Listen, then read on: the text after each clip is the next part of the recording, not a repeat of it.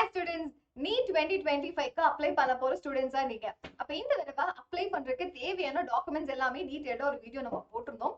அதுல இந்த தடவை எக்ஸ்ட்ராவா நமக்கு அப்பார் ஐடி அப்படின்னு ஒரு ஐடியை ஒரு 12 டிஜிட் ஐடியை கிரியேட் பண்ண சொல்லியிருக்காங்க. ஸோ உங்க ஸ்கூல்ல already ABC ID academic bank credit அப்படின்னு ஒரு ஐடி கொடுத்துருந்தாங்க அப்படின்னா அதுவும் இந்த அப்பார் ஐடி ஒண்ணுதான். ஓகேவா? இல்ல மேம் அப்படி எனக்கு எதுவுமே தெரியாது அப்படின்னா நீங்க புதுசா அந்த ஐடியை கிரியேட் பண்ணும். ஸோ அது எப்படி கிரியேட் பண்றது அப்படிங்கறது ஸ்டெப் பை ஸ்டெப் இப்ப சொல்ல போற 5 மினிட்ஸ்ல ஐடியை கிரியேட் பண்ணிடலாம். ஓகே, அப்ப அதுக்கு நீங்க எந்த இதை ஓபன் பண்ணணும் அப்படின்னா உங்களுடைய கூகுள் குரோம்ல போயிட்டு digilocker.gov.in அப்படின்னு இங்க தெரியுது பாத்தீங்களா? சோ இப்படி நீங்க கிளிக் பண்ணி ஓபன் பண்ணுங்க. சோ அப்படி ஓபன் ஆனே இந்த பேஜ் உங்களுக்கு தெரிய ஆரம்பிச்சிடும். சோ இதுல மேல ரெண்டு ஆப்ஷன் இருக்கு பாருங்க, சைன் இன் ஒன்னு இருக்கு, சைன் அப் இருக்கு. நான் சொன்ன மாதிரி ஆல்ரெடி அக்கௌண்ட் இருந்துச்சு அப்படின்னா நீங்க சைன் இன் கொடுக்கலாம், இல்ல புதுசா கிரியேட் பண்ண போறோம் அப்படின்னா சைன் அப் அப்படின்னு கொடுக்கணும். சோ அப்ப நீங்க இதை கிளிக் பண்ணீங்க அப்படின்னா உங்களுக்கு டைரக்டா அடுத்த பேஜ் இப்படி ஓபன் ஆகும். சோ இப்ப நம்ம இங்க என்ன பண்ணோம், நம்மளுடைய டீடைல்ஸ் எல்லாம் கொடுத்து ஒரு ஐடியா கிரியேட் பண்ண போறோம். சோ ஃபர்ஸ்ட் உங்களுடைய நேம், அது கரெக்டா ஆதார் கார்டுல எப்படி இருக்கோ அதே மாதிரி அந்த பேரை டைப் பண்ணுங்க. அண்ட் உங்களுடைய டேட் ஆஃப் பர்த் கொடுங்க. மொபைல் நம்பர் கண்டிப்பா ஆதார் கார்டோட அட்டாச் ஆயிருக்கக்கூடிய அந்த மொபைல் நம்பரா தான் இருக்கணும். பிகாஸ் ஒவ்வொரு தடவையும் ஓடிபி இந்த நம்பருக்கு தான் நம்ம போகும். அதே மாதிரி இமெயில் ஐடி, இமெயில் ஐடியும் நீங்க யூஸ் பண்ணக்கூடிய இமெயில் ஐடியை கொடுத்துருங்க. திரும்ப திரும்ப வெரிஃபிகேஷன்ஸ் எல்லாமே இந்த மெயிலுக்கும் சென்ட் பண்ண ஆரம்பிச்சிருவாங்க. அண்ட் அதுக்கப்புறம் உங்களுடைய ஒரு செக்யூரிட்டி பின், ஸோ நீங்க செட் பண்ணக்கூடிய பின் தான் இது. ஸோ இந்த பின்னை மறந்துடாதீங்க. கரெக்டா இங்க செட் பண்ணிட்டீங்க அப்படின்னா அது கரெக்டா சேவ் பண்ணியும் வச்சுக்கோங்க. ஓகே, ஸோ இது கொடுத்துட்டு நீங்க சப்மிட் அப்படின்னு கொடுத்துட்டீங்கன்னா உங்களுக்கான அந்த டிஜி லாக்கருக்கான ஐடி கிரியேட் ஆகிடும். ஸோ அப்படி கிரியேட் ஆனதுக்கு அப்புறம் நீங்க பாருங்க அடுத்தது. ஸோ நெக்ஸ்ட் டைம் நீங்க ஓபன் பண்ணணும் அப்படின்னா சைன் இன் கொடுத்துட்டு உங்களுடைய மொபைல் நம்பரை இங்க கொடுத்து நீங்க ஓபன் பண்ணலாம். ஓகே, சைன் அப் பண்ணதுக்கு அப்புறம் நீங்க சைன் இன் ஒவ்வொரு தடவை நீங்க அதை செக் பண்ணணும் அப்படின்னா சைன் இன் கொடுத்து போகலாம். சரி, ஸோ நெக்ஸ்ட் இங்க பாருங்க டிஜிலாக்கர்ல நீங்க சைன் இன் பண்ணதுக்கு அப்புறம் இது மாதிரி உங்களுக்கு ஓபன் ஆகும். ஸோ இதில் பாத்தீங்க அப்படின்னா ஃபர்ஸ்ட் வந்துட்டு இந்த லெஃப்ட் சைட் பாருங்க, இங்க ஹோம் இருக்கு, இஷ்யூடு டாக்குமெண்ட்ஸ் இருக்கு, சர்ச் டாக்குமெண்ட்னு இருக்கு. அந்த சர்ச் டாக்குமெண்ட்டை கிளிக் பண்ணிட்டு அங்க நம்ம என்ன கொடுக்கணும், அப்பார் ஐடி நீங்க டைப் பண்ணணும். ஓகேவா? ஸோ அப்பார் ஐடி அப்படின்னு நீங்க டைப் பண்ணுங்க.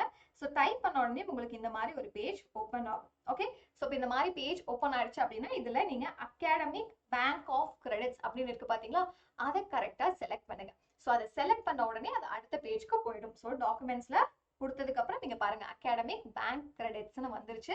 ஸோ அதுல உங்களுக்கான ஒரு அப்பார் ஐடி அப்படின்னு ஒரு ஐகான் இருக்கும், அதை கிளிக் பண்ணுங்க.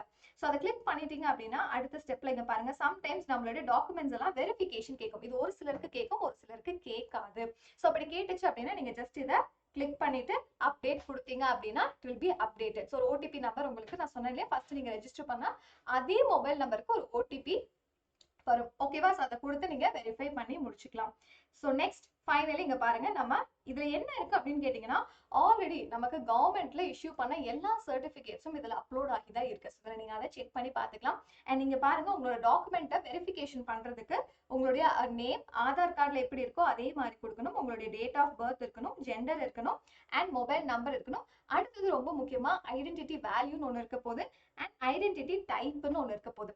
இப்போ இந்த ஐடென்டிட்டி வேல்யூ அப்படிங்கிறது ஏதோ ஒரு நம்பர். உங்களுடைய say for example 10th mark sheet எடுத்துக்கோங்க. ஃபர்ஸ்ட் டைம் நம்ம கொடுக்க போறோம் அப்படின்னா 10th மார்க் ஷீட். இதே நீங்க ரிப்பீட்டடா இருந்தா ஒரு 12th மார்க் ஷீட்டை கூட கொடுக்கலாம். பட் மோஸ்ட் ப்ராபப்லி நீங்க 10th மார்க் ஷீட்டை வச்சு கொடுக்க ஆரம்பிச்சலாம்.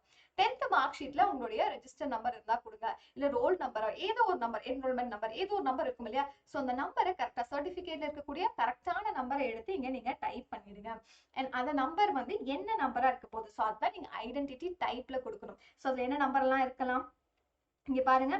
ஓகே, ஸோ அது போக அடுத்த ஆப்ஷனுக்கு முன்னாடி அந்த ஐடென்டிட்டி வேல்யூல நம்பரை கொடுத்துட்டு ஐடென்டிட்டி டைப் கிளியரா தெரியுத பார்த்தா இங்க ரோல் நம்பர் கொடுக்கலாம், இல்ல நீங்க ரெஜிஸ்ட்ரேஷன் நம்பர் கொடுக்கலாம், என்ரோல்மெண்ட் நம்பர், நியூ அட்மிஷன், இந்த மாதிரி ஒரு 4 ஆப்ஷன்ஸ் அது காட்டும். ஸோ நீங்க எந்த நம்பர் கொடுத்தீங்களோ அதை இங்க கரெக்டா செலக்ட் பண்ணி முடிச்சிருங்க.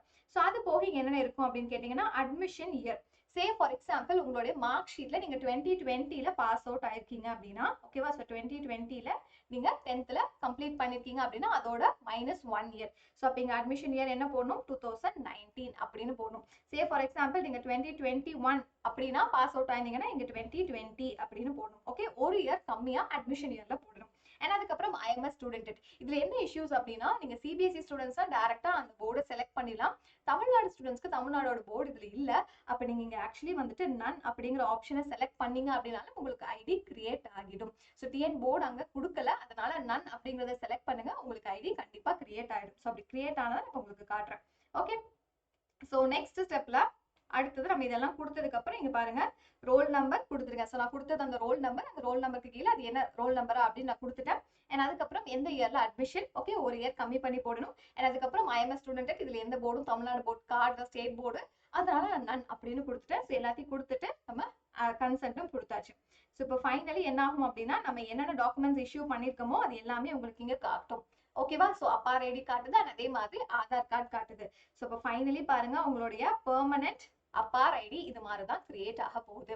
ஸோ உங்களுடைய நேம் இருக்கும், டேட் ஆஃப் பர்த் இருக்கும், ஜெண்டர் இருக்க போகுது அண்ட் இந்த மாதிரி ஒரு 12 டிஜிட் அப்பார் ஐடி கிரியேட் ஆகிடும். ஓகேவா? ஸோ இந்த ஐடியை தான் நீங்க பத்திரமா வச்சுக்கணும். ஸோ ஃபியூச்சர்ல மேபி நிறைய எக்ஸாம்ஸ்க்கு இது மாதிரி கேட்கலாம். ஸோ கிரியேட் பண்ணிட்டீங்க அப்படின்னா ஓகே. ஐ திங்க் இந்த வீடியோல ஒவ்வொரு ஸ்டெப்பும் டீட்டெயிலாக எக்ஸ்பிளைன் பண்ணிருக்கோம். இதுல வேற ஏதாச்சும் உங்களுக்கு டவுட்ஸ் இருந்துச்சு அப்படின்னா மறக்காம அந்த கமெண்ட் செஷன்லயும் கேளுங்க. அண்ட் அடுத்தது நீட்க்கு அப்ளை பண்ணக்கூடிய அந்த இது வந்துட்டு நமக்கு சைட் இன்னும் கொஞ்ச நாள் ஓப்பன் ஆயிடும்னு நினைக்கிறேன். அதுக்கு முன்னாடி நான் ப்ரீவியஸா போட்ட வீடியோலயே என்னென்ன டாக்குமெண்ட்ஸ் எல்லாம் ரெடியா வச்சிருக்கணும் அப்படிங்கறத சொல்லிட்டேன். அதெல்லாம் கரெக்டா எடுத்து ரெடியா வச்சிருங்க. நமக்கு சைட் ஓப்பன் ஆனதுக்கு அப்புறம் நான் அப்ளை பண்ண ஆரம்பிச்சிடலாம். ஓகேவா? So all the best.